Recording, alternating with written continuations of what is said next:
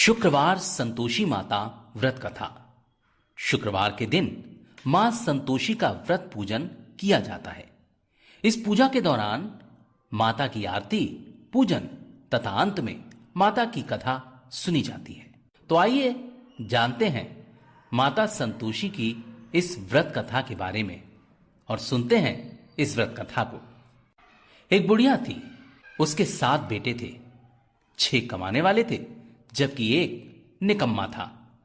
बुढ़िया 6 बेटों की रसोई बनाती, भोजन कराती और उनसे जो कुछ जूठन बचती वह 7वें को दे देती। एक दिन वह पत्नी से बोला, देखो मेरी मां को मुझ पर कितना प्रेम है। वह बोली, क्यों नहीं, सबका जूठा जो तुमको खिलाती है। वह बोला, ऐसा नहीं हो सकता, मैं जब तक आंखों से न देख लूं मान नहीं सकता।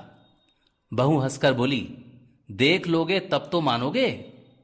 कुछ दिन बाद त्योहार आया। घर में 7 प्रकार के भोजन और चूरमे के लड्डू बने। वह जांचने को सिर दुखने का बहाना कर पतला सा वस्त्र सिर पर ओढ़कर रसोई घर में ही सो गया। वह कपड़े में से सब देख रहा था। 6 भाई भोजन करने आए। उसने देखा मां ने उनके लिए सुंदर आसन बिछाकर नाना प्रकार की रसोई परोसी और आग्रह करके उन्हें जमाया। वह देखता रहा।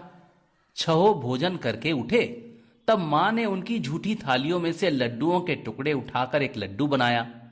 जूठन साफ कर बुढ़िया मां ने उसे पुकारा, बेटा 6 भाई भोजन कर गए हैं, अब तू ही बाकी है, उठ, तू कब खाएगा। वह कहने लगा, मां मुझे भोजन नहीं करना, मैं अब परदेश जा रहा हूं। मां ने कहा, कल जाता हो तो आज चला जा। वह बोला, हां आज ही जा रहा हूं। यह कहकर वह घर से निकल गया। चलते समय पत्नी की याद आ गई। वह गौशाला में कंडे थाप रही थी। वहां जाकर बोला, हम जावे परदेश आवेंगे कुछ काल, तुम रहियो संतोष से धर्म आपनो पाल। वो बोली, जाओ पिया आनंद से, हमारो सोच हटाए, राम भरोसे हम रहें, ईश्वर तुम्हें सहाय। 2 निशानी आपन देख धरु में धीर, सुधिमति हमरी बिसरियो, राखियो मन गंभीर। वह बोला, मेरे पास तो कुछ नहीं है, ये अंगूठी है सो ले लो और अपनी कुछ निशानी मुझे दे दो। वह बोली, मेरे पास क्या है, ये गोबर का भरा हुआ हाथ है। ये कहकर उसने उसकी पीठ पर गोबर के हाथ की थाप मार दी। वह चल दिया। चलते चलते दूर देश पहुंचा। परदेश में एक साहूकार की दुकान थी। वहां जाकर कहने लगा, भाई मुझे नौकरी पर रख लो। साहूकार को जरूरत थी, बोला, रह जा। लड़के ने पूछा, तनख्वाह क्या दोगे। साहूकार ने कहा, काम देखकर दाम मिलेंगे। साहूकार की नौकरी मिली। वह सुबह 7 बजे से 10 बजे तक नौकरी बजाने लगा। कुछ दिनों में दुकान का सारा लेन देन, हिसाब किताब, ग्राहक को माल बेचना, सारा काम करने लगा। साहूकार के 7-8 नौकर थे। वे सब चक्कर खाने लगे। ये तो बहुत होशियार बन गया। सेठ ने भी काम देखा और 3 महीने में ही उसे आधे मुनाफे का हिस्सेदार बना दिया। वह कुछ वर्ष में ही एक नामी सेठ बन गया और मालिक सारा कारोबार उस पर छोड़कर चला गया। इधर इसकी पत्नी को सास ससुर दुख देने लगे। सारी गृहस्थी का काम करा के उसे लकड़ी लेने जंगल में भेजते। इस बीच घर के आटे से जो भूसी निकलती उसकी रोटी बनाकर रख दी जाती और फूटे नारियल की नरोली में पानी। एक दिन वो लकड़ी लेने जा रही थी। रास्ते में बहुत सी स्त्रियां संतोषी माता का व्रत करती दिखाई दी। वहां खड़ी होकर वह कथा सुनने लगी और पूछा, बहनों तुम किस देवता का व्रत कर रही हो और उसके करने से क्या फल मिलता है। यदि तुम इस व्रत का विधान मुझे समझाकर कहोगे तो मैं तुम्हारा बड़ा एहसान मानूंगी। तब उनमें से एक स्त्री बोली, सुनो, ये संतोषी माता का व्रत है। इसके करने से निर्धनता, दरिद्रता का नाश होता है और जो कुछ मन में कामना हो सब संतोषी माता की कृपा से पूरी होती है। तब उसने उससे व्रत की विधि पूछी। वह भक्तिनी स्त्री बोली, 1.25 आने का गुड़ चना लेना, इच्छा हो तो 5.25 आने का लेना या 1.25 रुपए का भी सहूलियत के अनुसार लाना। बिना परेशानी और श्रद्धा व प्रेम से जितना भी बन पड़े सवाया लेना। प्रत्येक शुक्रवार निराहार रहकर कथा सुनना, इसके बीच क्रम टूटे नहीं, लगातार नियम पालन करना, सुनने वाला कोई ना मिले तो घी का दीपक जलाकर उसके आगे रखना या जल के पात्र को सामने रखकर कथा कहना। जब कार्य सिद्ध ना हो नियम का पालन करना और कार्य सिद्ध हो जाने पर व्रत का उद्यापन करना। 3 मास में माता फल पूरा करती हैं। यदि किसी के ग्रह खोटे भी हों तो भी माता वर्ष भर में कार्य सिद्ध करती हैं। फल सिद्ध होने पर उद्यापन करना चाहिए, बीच में नहीं। उद्यापन में 2.5 सेर आटे का खाजा तथा इसी परिणाम से खीर तथा चने का साग करना। 8 लड़कों को भोजन कराना। जहां तक मिले देवर जेठ भाई बंधु के हों, ना मिले तो रिश्तेदारों और पास पड़ोसियों को बुलाना, उन्हें भोजन करा यथा शक्ति दक्षिणा दे माता का नियम पूरा करना। उस दिन घर में खटाई ना खाना। यह सुनकर बुढ़िया के लड़के की बहू चल दी। रास्ते में लकड़ी के बोझ को बेच दिया और उन पैसों से गुड़ चना ले माता के व्रत की तैयारी कर आगे चली और सामने मंदिर देखकर पूछने लगी, यह मंदिर किसका है? सब कहने लगे, संतोषी माता का मंदिर है। यह सुनकर माता के मंदिर में जाकर चरणों में वो लौटने लगी, दीन हो विनती करने लगी, मां मैं निपट अज्ञानी हूं, व्रत के कुछ भी नियम नहीं जानती हूं, मैं दुखी हूं। हे माता जगत जननी, मेरा दुख दूर कर, तेरी शरण में मैं हूं। माता को दया आई। एक शुक्रवार बीता कि उसके दूसरे को उसके पति का पत्र आया और तीसरे शुक्रवार को उसका भेजा हुआ पैसा भी आ पहुंचा। यह देखकर जेठ जिठानी मुंह सिकोड़ने लगे। लड़के ताने देने लगे, काकी के पास पत्र आने लगे हैं, रुपया आने लगा है, अब तो काकी की खातिरदारी बढ़ेगी। बेचारी सरलता से कहती, भैया कागज आवे रुपया आवे, हम सबके लिए अच्छा है। ऐसा कहकर आंखों में आंसू भरकर संतोषी माता के मंदिर में आ मातेश्वरी के चरणों में गिर कर रोने लगी। मां मैंने तुमसे पैसा कब मांगा? मुझे पैसे से क्या काम है? मुझे तो अपने सुहाग से काम है। मैं तो अपने स्वामी के दर्शन मांगती हूं। तब माता ने प्रसन्न होकर कहा, जा बेटी तेरा स्वामी आएगा। यह सुनकर खुशी से बावली होकर घर में जा काम करने लगी।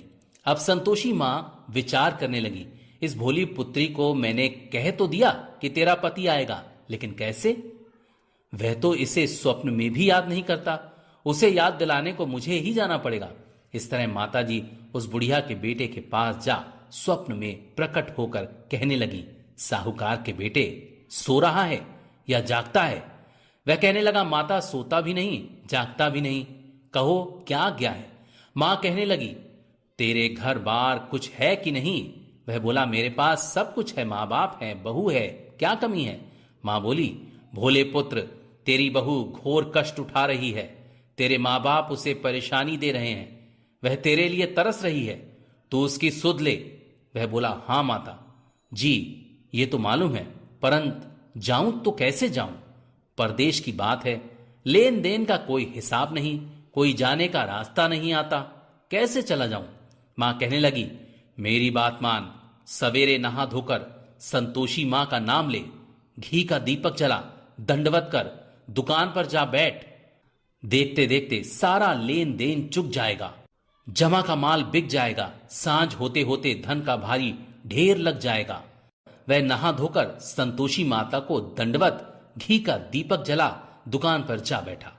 थोड़ी देर में देने वाले रुपया लाने लगे, लेने वाले हिसाब लेने लगे, कोठे में भरे सामान के खरीदार नगद दाम दे सौदा करने लगे। शाम तक धन का भारी ढेर लग गया। मन में माता का नाम ले, चमत्कार देख प्रसन्न हो घर ले जाने के वास्ते गहना कपड़ा सामान खरीदने लगा। यहां काम से निपट तुरंत घर को रवाना हुआ। उधर उसकी पत्नी जंगल में लकड़ी लेने जाती है। लौटते वक्त माता जी के मंदिर में विश्राम करती है। वह तो उसके प्रतिदिन रुकने का जो स्थान ठहरा। धूल उड़ती देखकर माता से पूछती है, हे माता ये धूल कैसे उड़ रही है? माता कहती है, हे पुत्री तेरा पति आ रहा है, अब तू ऐसा कर, लकड़ियों के 3 बोझ बना ले, एक नदी के किनारे रख और दूसरा मेरे मंदिर पर व तीसरा अपने सिर पर। तेरे पति को लकड़ियों का गट्ठर देख मोह पैदा होगा, वह यहां रुकेगा, नाश्ता पानी खाकर मां से मिलने जाएगा, तब तू लकड़ियों का बोझ उठाकर जाना और चौक में गट्ठर डालकर जोर से आवाज लगाना, लो सासू जी लकड़ियों का गट्ठर लो, भूसी की रोटी दो, नारियल के खेपड़े में पानी दो, आज मेहमान कौन आया है। माताजी से बहुत अच्छा कहकर वह प्रसन्न मन से लकड़ियों के 3 गट्ठर बनाई, एक नदी के किनारे पर और एक माताजी के मंदिर पर रखा। इतने में मुसाफिर आ पहुंचा। सूखी लकड़ी देख उसकी इच्छा उत्पन्न हुई कि हम यहीं पर विश्राम करें और भोजन बनाकर खा पीकर गांव जाएं। इसी तरह रुक कर भोजन बना, विश्राम करके गांव को गया, सबसे प्रेम से मिला। उसी समय सिर पर लकड़ी का गट्ठर लिए वह उतावली सी आती है। लकड़ियों का भारी बोझ आंगन में डालकर जोर से 3 आवाज देती है, लो सासू जी लकड़ियों का गट्ठर लो, भूसी की रोटी दो, आज मेहमान कौन आया है। यह सुनकर उसकी सास बाहर आकर अपने दिए हुए कष्टों को भुलाने हेतु कहती है, बहू ऐसा क्यों कहती है, तेरा मालिक ही तो आया है, हाँ बैठ, मीठा भात खा, भोजन कर, कपड़े गहने पहन। उसकी आवाज सुन उसका पति बाहर आता है, अंगूठी देख व्याकुल हो जाता है। मां से पूछता है, मां ये कौन है। मां बोली, बेटा ये तेरी बहू है, जब से तू गया है तब से सारे गांव में भटकती फिरती है, घर का काम काज कुछ करती नहीं, 4 पहर आकर खा जाती है। वह बोला, ठीक है मां, मैंने इसे भी देखा है और तुम्हें भी, अब दूसरे घर की ताली दो, उसमें रहूंगा। मां बोली, ठीक है जैसी तेरी मर्जी। तब वह दूसरे मकान की 3री मंजिल का कमरा खोल सारा सामान जमाया। एक दिन में राजा के महल जैसा ठाट बांट बन गया। अब क्या था, वह सुख भोगने लगी। इतने में शुक्रवार आया। उसने पति से कहा, मुझे संतोषी माता के व्रत का उद्यापन करना है। पति बोला, खुशी से कर लो। वह उद्यापन की तैयारी करने लगी।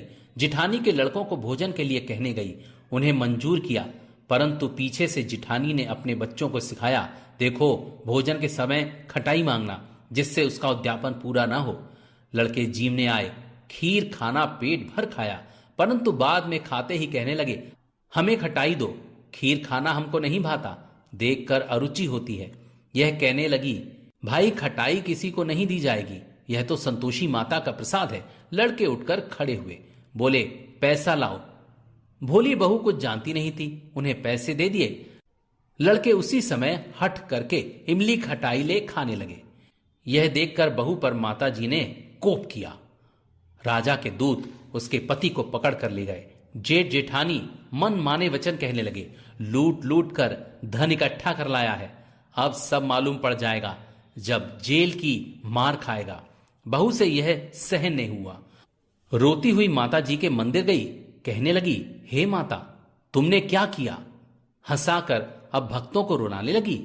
माता बोली, बेटी तूने उद्यापन करके मेरा व्रत भंग किया है।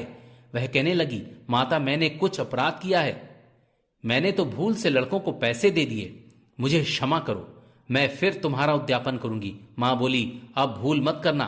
वह कहती है, अब भूल नहीं होगी। अब बतलाओ वे कैसे आवेंगे। मां बोली, जा पुत्री, तेरा पति तुझे रास्ते में आता मिलेगा। वह निकली, राह में पति आता मिला। वह पूछी, कहाँ गए थे। वह कहने लगा, इतना धन जो कमाया है उसका टैक्स राजा ने मांगा था, वह भरने गया था। वह प्रसन्न हो बोली, भला हुआ, अब घर चलो। कुछ दिन बाद फिर शुक्रवार आया। वह बोली, मुझे फिर माता का उद्यापन करना है। पति ने कहा, करो। बहू फिर जेठ के लड़कों को भोजन को कहने आई। जेठानी ने 1-2 बातें सुनाई, तब लड़कों को सिखाने लगी, तुम लोग पहले ही खटाई मांगना। लड़के भोजन से पहले कहने लगे, हमें खीर नहीं खानी, हमारा जी बिगड़ता है, कुछ खटाई खाने को दो। वह बोली, खटाई किसी को नहीं मिलेगी, आना हो तो आओ। और वह ब्राह्मण के लड़के लाकर भोजन कराने लगी। यथाशक्ति दक्षिणा की जगह एक एक फल उन्हें दिया। माता की कृपा होते ही 9वें मास में उसके चंद्रमा के समान सुंदर पुत्र हुआ। पुत्र को पाकर प्रतिदिन माता जी के मंदिर को जाने लगी। मां ने सोचा, यह रोज आती है, आज क्यों ना इसके घर चलूं। यह विचार कर माता ने भयानक रूप बनाया। गुड़ चने से सना मुख, ऊपर से सून के समान होठ, उस पर मक्खियां भिन भिन कर रही थीं।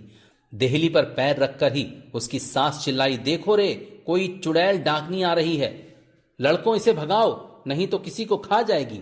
लड़के भगाने लगे। चिल्लाकर खिड़की बंद करने लगे। बहू रोशनदान से देख रही थी। प्रसन्नता से पगली बंद चिल्लाने लगी, आज मेरी माताजी मेरे घर आई हैं। वह बच्चे को दूध पीने से हटाती है। इतने में सास का क्रोध फट गया। वह बोली, क्या उतावली हुई है? बच्चे को पटक दिया। इतने में मां के प्रताप से लड़के ही लड़के नजर आने लगे। वह बोली, मां, मैं जिसका व्रत करती हूं यह वही संतोषी माता है। सबने माता जी के चरण पकड़ लिए और विनती कर कहने लगे, हे माता, हम मूर्ख हैं, अज्ञानी हैं, तुम्हारे व्रत की विधि हम नहीं जानते। व्रत भंग कर हमने बड़ा अपराध किया है।